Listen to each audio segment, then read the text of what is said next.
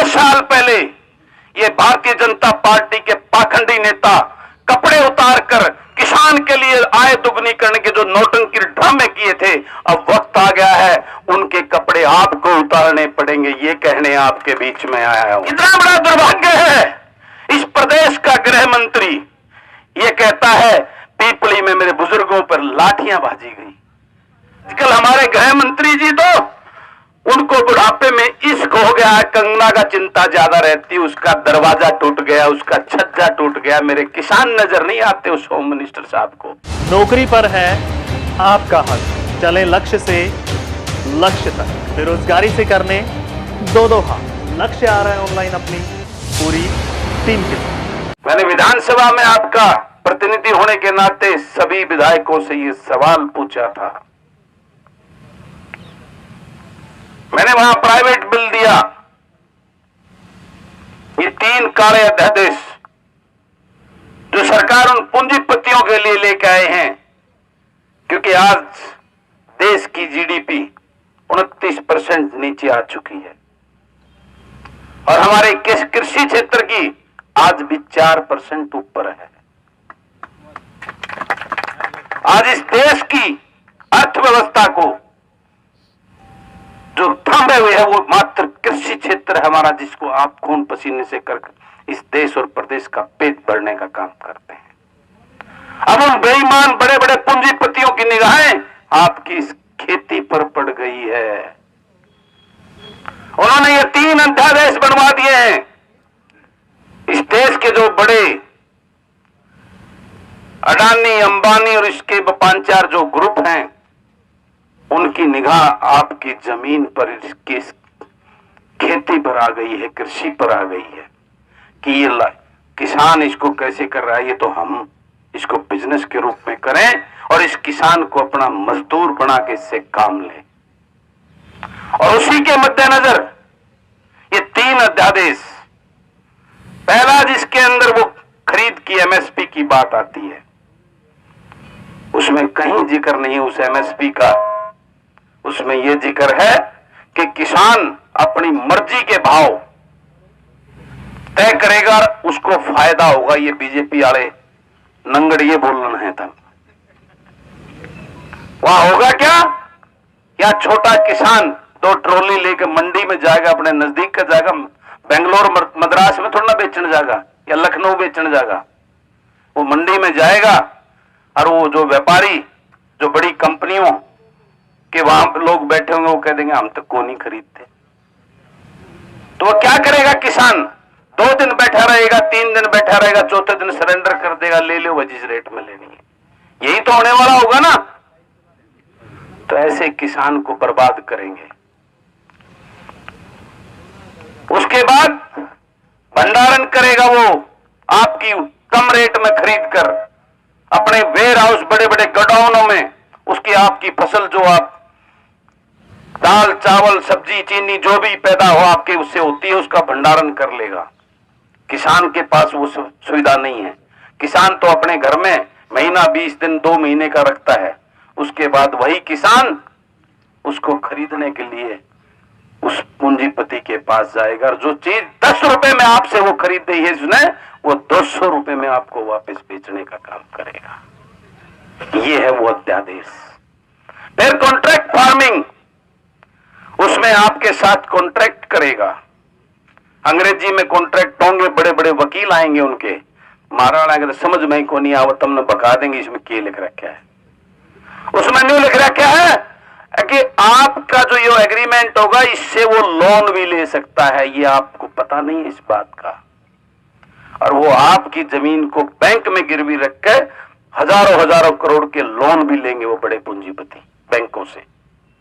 और जब नारद रसाई ना आई तो वो भाग जाएंगे, उल्टे बम्बीर तुम ढूंढते और थारी जमीन पर कब्जा बैंक करेगा। ये है उस अध्यादेश में। मैंने वो प्राइवेट बिल दिया, उसमें मैंने यही तो कहा था कि जो एमएसपी रेट है उस पर कानून बना दोगे, उस तक कम कोई खरीदेगा, उसके ऊपर जो है ना कानूनी कार्रवाई होगी।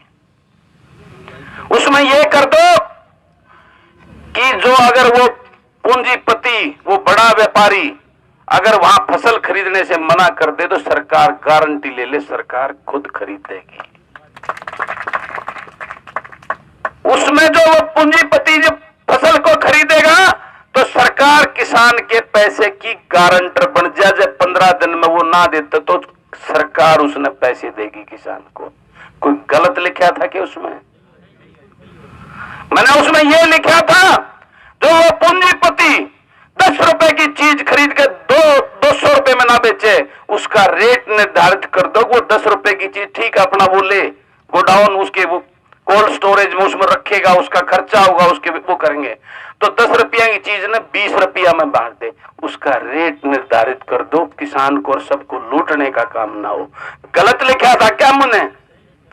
उसके बाद मैंने ये लिखा था कि ये क्लॉज काट दो, जमींदार के उस एग्रीमेंट में वो पूंजीपति लोन नहीं लेगा उसकी जमीन के ऊपर। क्या गलत लिखा था मैंने? ये 4-5 चीजें थी जिसको अमेंडमेंट कर दो, उसके बाद तीनों अध्यादेशों को ले आओ, हमें कोई एतराज नहीं। लेकिन ले कौन आवे?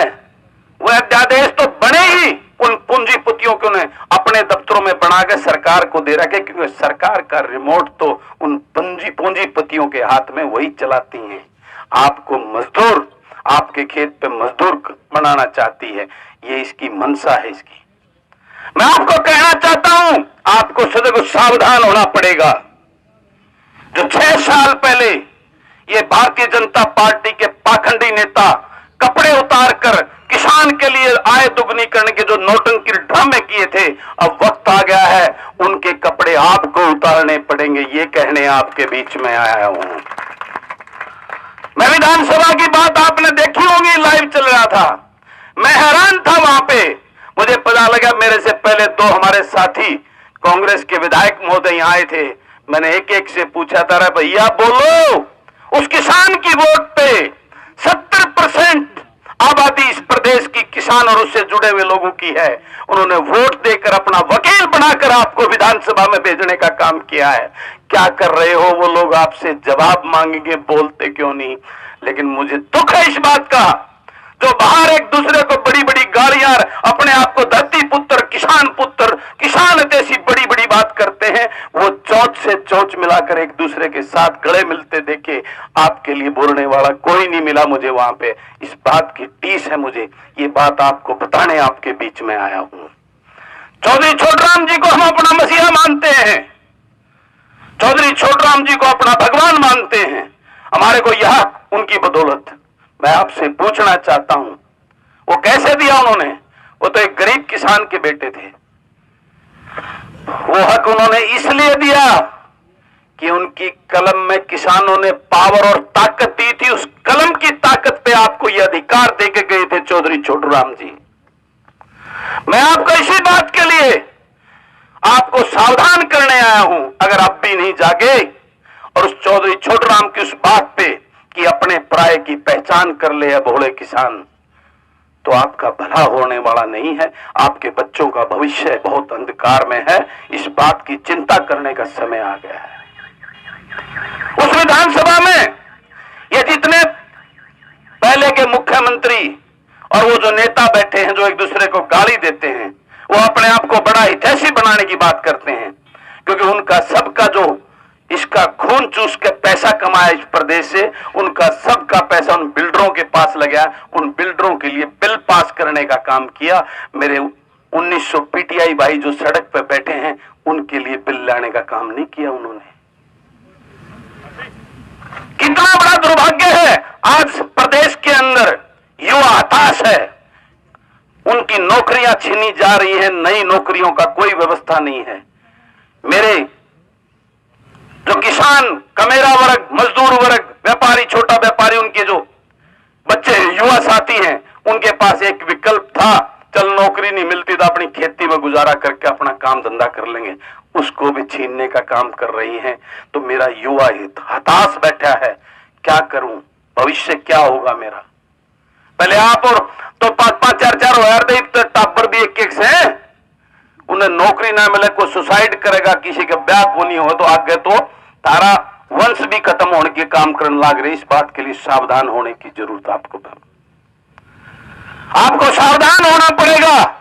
और ये जो नेता जो आपको ठग कर मीठी मीठी बात करके आपका वोट लेकर जो ये राजाशाही करने का काम कर रहे हैं, इनके पजामे काटने होंगे जब जाके काबू होंगे। इस बात के लिए आपके बीच में आया हूं। आज समय आ गया है किसान मजदूर को, मेरा वर्ग, छोटे व्यापारी को और युवा को, इन सब का चेहरा आपके सामने है। अब फैसला आपको लेना होगा। आपको यह संकल्प लेना होगा कि विधानसभा में आप अपने उस बेटे को, उस पढ़े लिखे ईमानदार जिसको इस मिट्टी और पसीने की खुशबू का पता हो, उसको विधानसभा में अपना वकील बना के भेजना, ताकि आपको यहां टेंट लगा के ना बैठना पड़े। आपका वो वकील विधानसभा में अपनी वकालत करके आपकी और आपको आपके हक दिलाने का काम करे। ये वंशवाद, ये राजाशाही, ये दिल्ली के महलों से, बड़े बड़े महलों से कबूतर उड़ के आते हैं और आपके यहां दाना चुग के वापस महलों में चले जाते हैं। इनको नहीं पता जो दाना तुम चुग के आए हो वो किसान कितनी मेहनत और पसीने और कष्ट से उसको पैदा करता है, इस देश का पेट भरता है। लेकिन वो अब वक्त आ गया है उन कबूतरों को लठ लेकर न खड़े हो जाओ, उनको यहां बैठने नहीं देना, उल्टा दिल्ली भेजने का काम करना है। कितना बड़ा दुर्भाग्य है इस प्रदेश का गृह मंत्री ये कहता है पीपली में मेरे बुजुर्गों पर लाठियां भाजी गई, और वो होम मिनिस्टर गृह मंत्री ये कहता है लाठी चार्ज हुआ ही नहीं। क्योंकि आजकल हमारे गृह मंत्री जी तो उनको बुढ़ापे में इश्क हो गया है, कंगना का चिंता ज्यादा रहती है, उसका दरवाजा टूट गया, उसका छज्जा टूट गया। मेरे किसान नजर नहीं आते उस होम मिनिस्टर साहब को। अब वक्त आ गया है बोले किसान, युवा, मजदूर और छोटे व्यापारी, हम सबको संगठित होकर, एक होकर, इन्होंने हमारा भाईचारा भी तोड़ने का काम, पहले प्रदेश को जलाने का काम किया, लेकिन अब इनकी मंशा और नीति को जानते हुए हम सबको संगठित और एक होकर इनकी ईंट से ईंट बजानी होगी। इसलिए मैं आपके बीच में आया हूं। और अब सबके साथ पूरे प्रदेश का किसान, मजदूर, छोटा व्यापारी ये ऐलान करे, उसकी पहली जो चोट सबने जाकर वहां बड़ौदा में इस मनोहर लाल खट्टर को ठोकने का काम करना है आप सबने।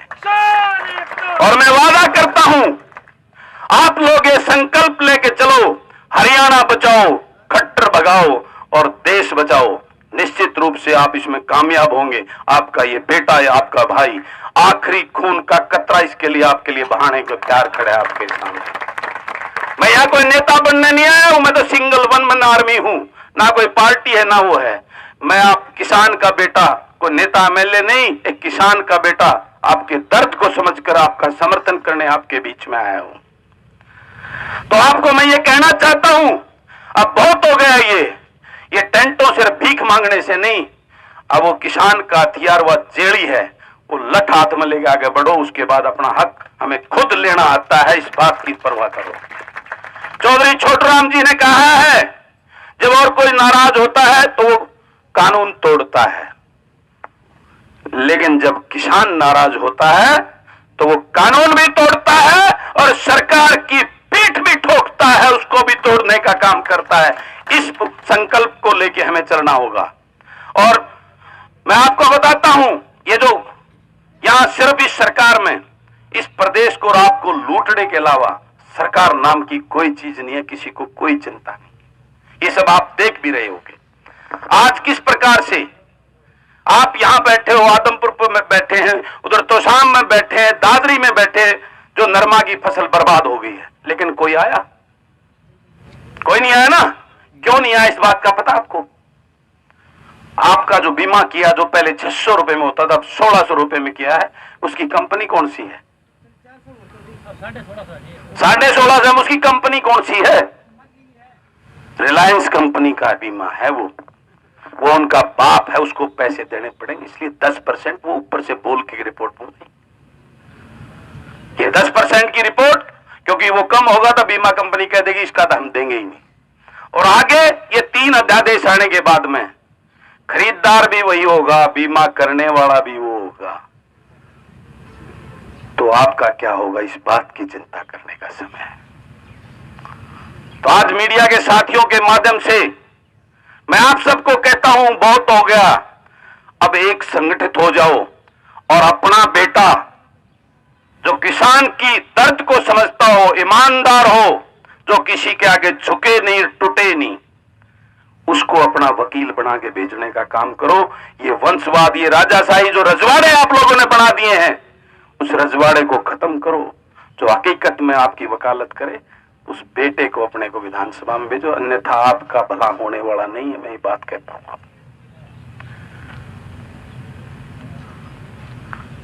आपने सबने देख लिया होगा, अब सबका चेहरा आपके बीच में आ रहे होंगे, आपके साथ रोज अपने बड़े बड़े ड्राइंग रूमों में से एसी कमरों में बैठकर प्रेस नोट जारी कर रहे, हम ये करेंगे, 3 अध्यादेश लागू नहीं करेंगे, उसमें ये करो। किसान दे रहे हैं ना, दे रहे हैं ना। लेकिन वहां पीपली जब उस बुजुर्ग के लाठियां पड़ रही थी, वहां कोई पहुंचने के लिए नहीं पहुंचा। वहां पे उस किसान के साथ खड़ा नहीं हुआ जो सड़क पे पिट रहा था। एक 80 साल का बुजुर्ग, उसको बेटे को बाप से पिटवा दिया, बाप को बेटे से पिटवा दिया, भाई को भाई से पिटवा दिया। क्योंकि वो पुलिस वाले कौन है? वो किसान मजदूर के बेटे हैं, नेताओं के बेटे पुलिस में नहीं है। तो इसका बदला, वो एक एक लाठी जो उस किसान पे पड़ी है, उसका आपको बदला लेना है, भूलना नहीं है। इनके दिमाग में ये चीज है कि 60 से 90 दिन की मेमोरी है इनकी, तो भूल जाएंगे, फिर मना लियो इनने। इस चीज को अगर वाकई में ही आपके अंदर एक सच्चे किसान का और छोटू राम की उस सोच जो लेके चले थे, उसकी महक आपके अंदर बसती है, तो इस एक एक लाठी का आपको हिसाब लेना होगा, उसका संकल्प लेना होगा। तो अंत में मैं ज्यादा कुछ ना कहते हुए आप सबको ये कहता हूं, मुझे आधी रात को याद करना, आपका ये बेटा, आपका ये भाई,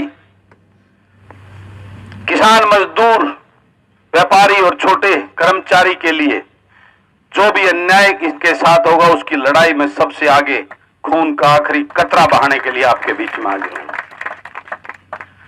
मेरे लायक जो भी आप आदेश देंगे, मुझे वहां से आने में टाइम लगेगा, उससे ज्यादा टाइम नहीं लगेगा।